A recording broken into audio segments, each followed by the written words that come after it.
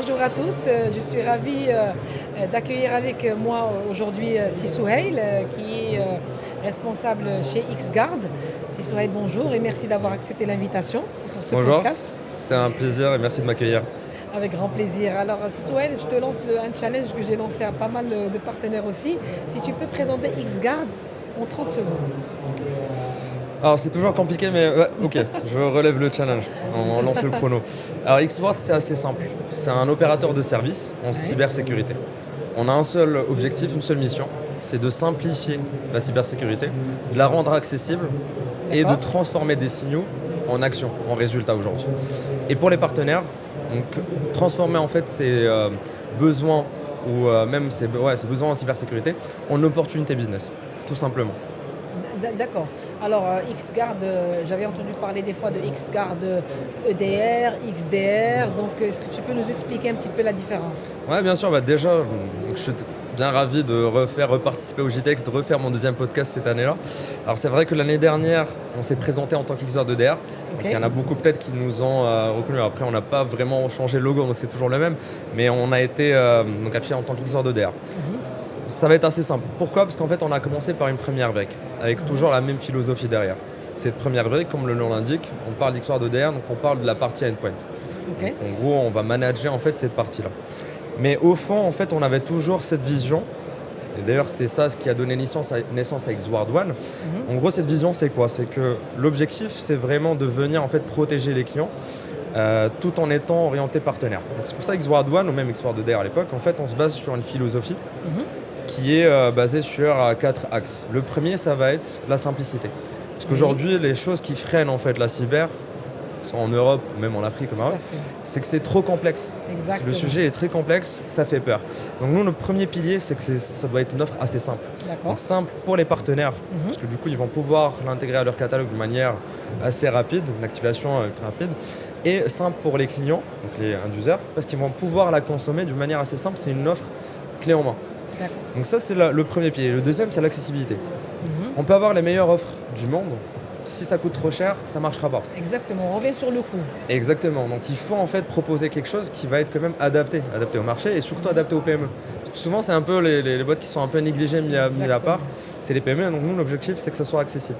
C'est pour ça qu'on a mis en place un système de pricing avec un système de modularité qui va être avantageux à la fois pour les partenaires, pour les encourager à aller chercher encore plus de clients, et pour côté client, donc avec des prix qui vont être assez compétitifs, qui leur permettent en fait d'avoir des offres qui n'incluent pas uniquement des produits, mais également les services. Quelque chose qui est très demandé aujourd'hui, à un prix très raisonnable.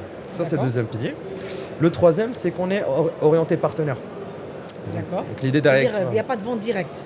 C'est ça, on n'est pas sur un système de vente directe. Parce qu'en fait, nous, l'objectif, c'est pas juste de protéger les clients, c'est aussi de créer ces opportunités business et de permettre aux partenaires qui ont déjà cette relation de confiance avec leurs clients finaux de la garder et de la développer.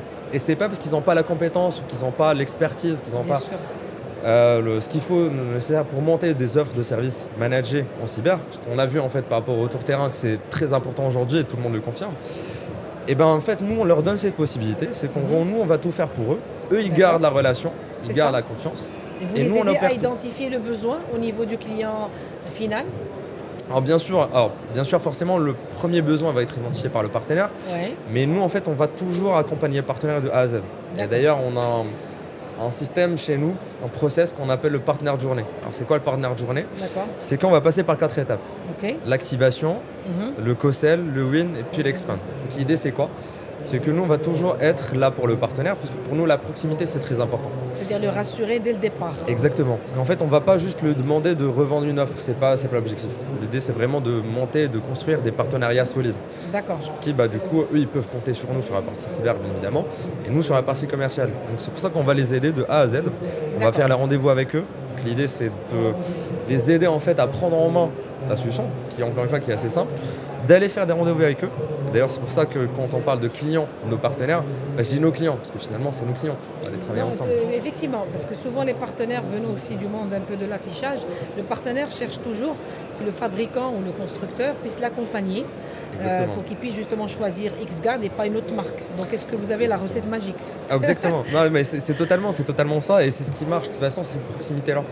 Et donc, donc l'idée, c'est vraiment de construire ensemble et de leur permettre à la fin finalement de faire de l'extension. Donc, une fois qu'on a gagné les deals ensemble, de pouvoir faire de l'upsell, que ce soit avec les autres briques. Alors, je ne l'ai pas encore expliqué, mais on y viendra.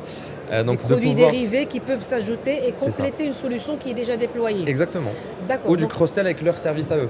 Voilà, exactement. Donc en fait, oui, c'est pour ça que c'est important de définir le besoin et bien l'identifier pour suivre le dossier ou le projet de A à Z.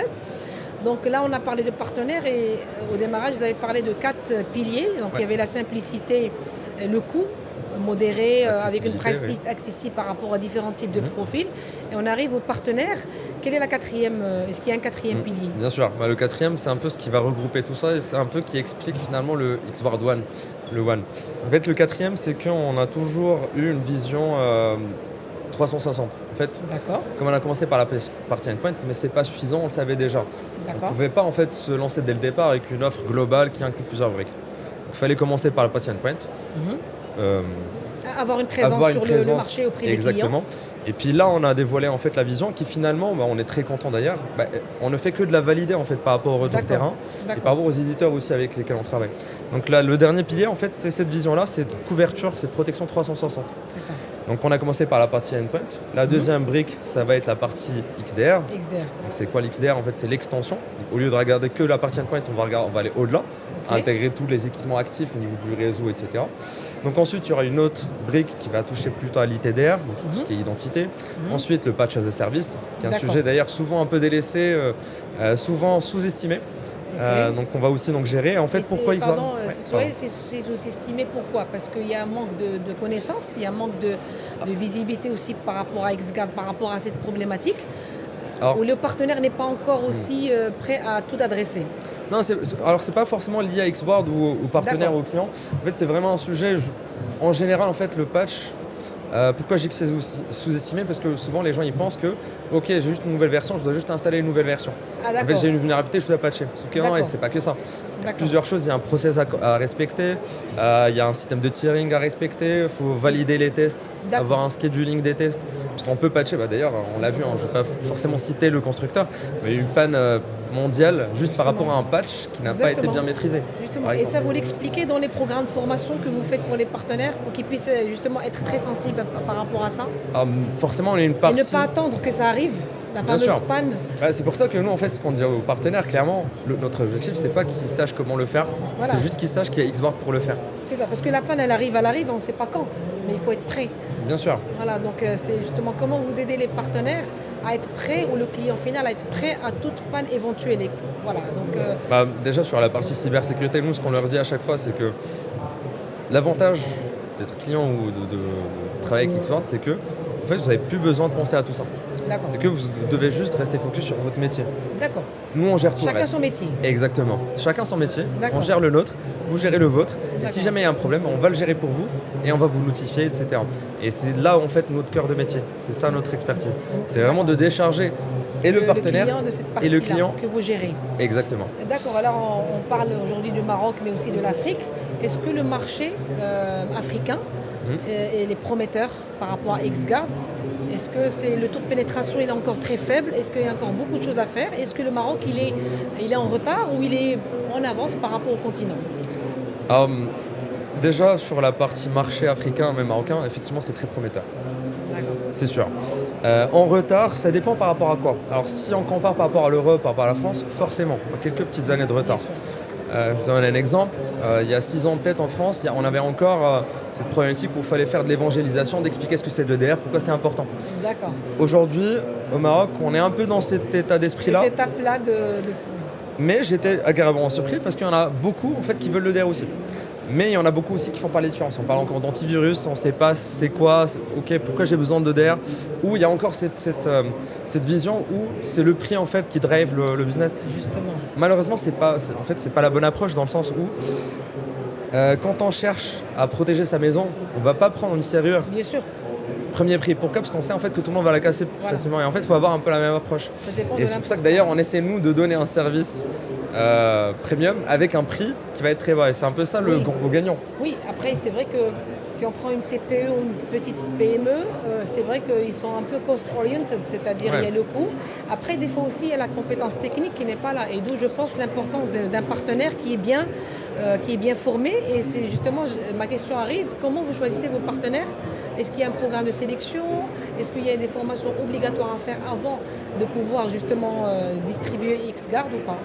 Alors, justement, l'idée, vu qu'on a parlé de simplicité, d'ailleurs c'est un très bon point, parce que l'expertise, effectivement, c'est ce qui manque.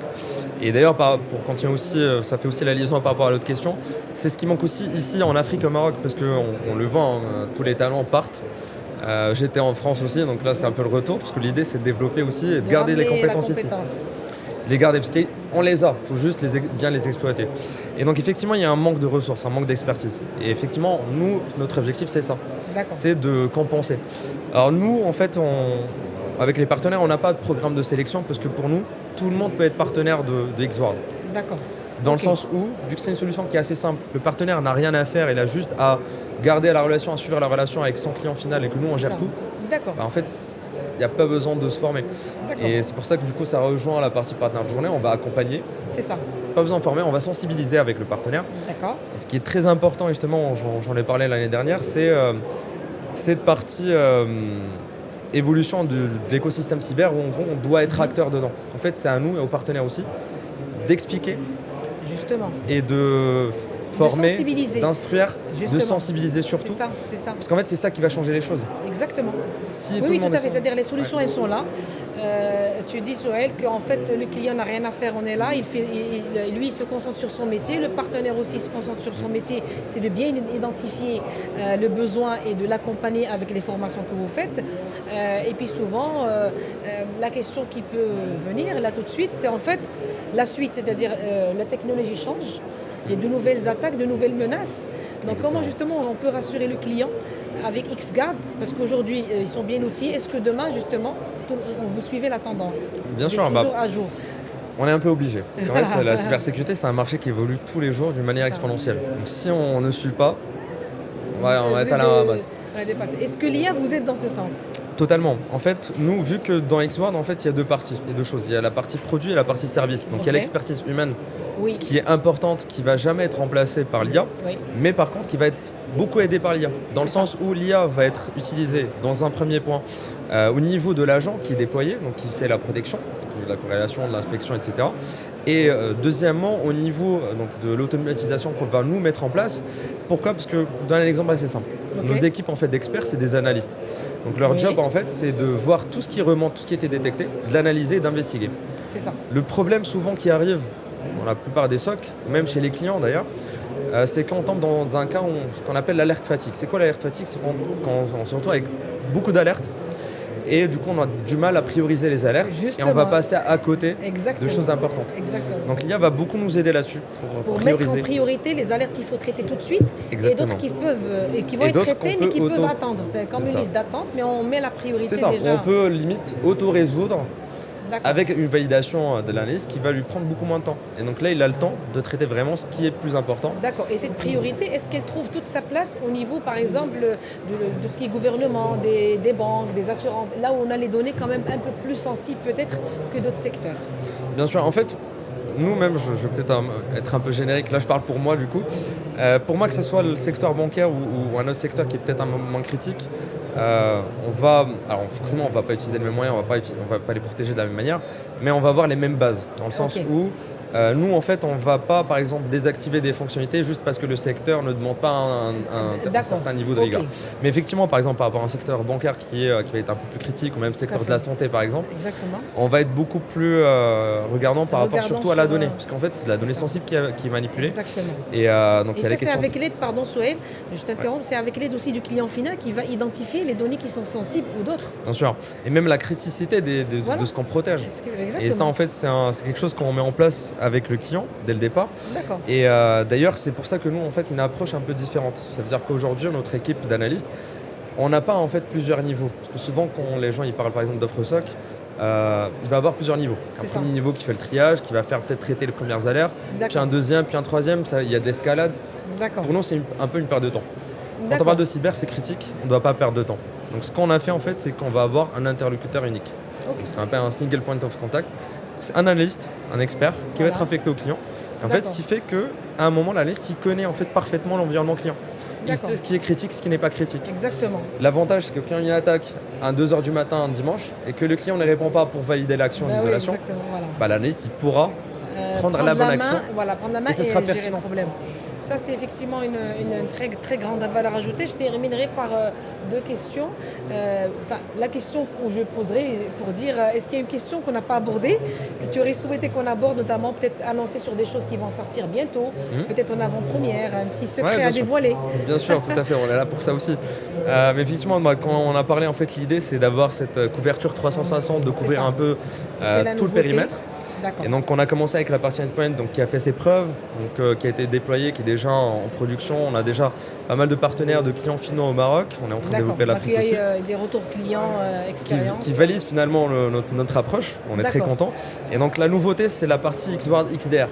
C'est la nouveauté aujourd'hui. C'est ce qu'on avait évoqué au début. C'est ça, donc l'idée c'est qu'on a passé par on passe de l'EDR à l'XDR, donc c'est le mot d'ordre de ce podcast, de l'EDR à l'XDR. Donc ça peut être un bon titre en fait de ce podcast. Totalement. Mais je termine toujours par une question qui n'a rien à voir avec XGuard, mais côté personnel, Souhail, si demain ou tout à l'heure tu dois choisir un restaurant pour dîner, tu es plus copilote, Claude, ou plutôt ChatGPT? Alors très bonne question. Alors moi je vais être très honnête, plus ChatGPT. Pourquoi?